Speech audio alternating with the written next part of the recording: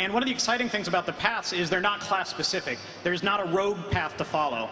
You guys can debate as long as you want about what's the best path for rogues, and we're all cool with that. But one of the exciting parts is that you can mix and match the specific path you choose to follow with the talent trees you already have.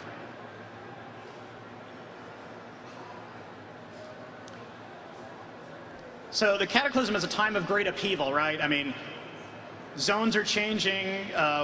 What everyone thought they knew about the world is kind of eroding.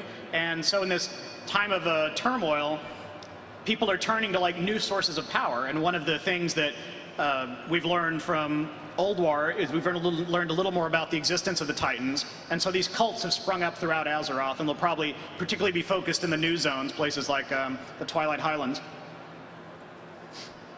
You can choose to align yourself with one of these cults, and in return, you can progress down a path. I'll talk a little bit more about that. And then as you progress down the path, you're getting these new ancient glyph sockets. And ultimately, you get new ancient glyphs to put in the sockets. So one of the cool points about this is you earn these ancient glyphs through archaeology. So as you're leveling up, archaeology is giving you cool things, perhaps new items, new vanity pets. You can trade some stuff in for gold and things like that. But then once you hit level 85, you can start using archaeology to trade into these cults, and in return, they'll give you the glyphs that you'll use, which I just said. And one of the cool things is, kind of like with your class glyphs, you have choices. Even though you pick a particular path, you still have choices of what glyph you want to put in that slot. So if you're a healer, maybe you want a healing glyph. Maybe there isn't always a healing glyph at every point along the path, though. And of course, you can respec. You're not locked into any of these decisions. You have to unlock them originally, but once you do, you can tie it to dual spec or whatever you want.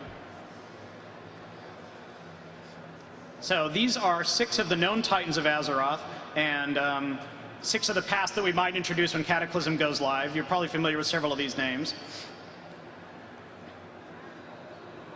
Ooh, shiny. I guess what we have here is an undead druid, which we are not officially announcing in any way, shape, or form. So in the middle are your class glyphs, and we think we're going to go ahead and change the UI to actually reinforce what talents or abilities the glyphs are affecting. We know it can sometimes be confusing to look at a really cool-looking artistic symbol, but not necessarily know if that is your glyph of lacerate or your glyph of swipe or whatever. So I don't know that this color palette is final. It's probably not, but you get the basic idea. There's a big claw in the middle because you're a feral druid, and you have 6 of your class. The gold ones are the major, and the blue ones are the minor glyphs. And now around the outside are the new path glyphs.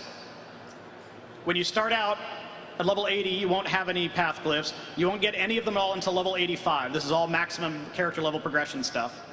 And then slowly over time, you'll earn these new glyphs. You can see we go all the way up to rank 10. I don't think we'll offer rank 10 when Cataclysm first ships, but one of the things we think is cool is to gradually unlock new ranks over time. So when patch, I guess it would be 4.1 or 4.2 would come out, one of the bullet points might be now you can achieve rank 8 in your path.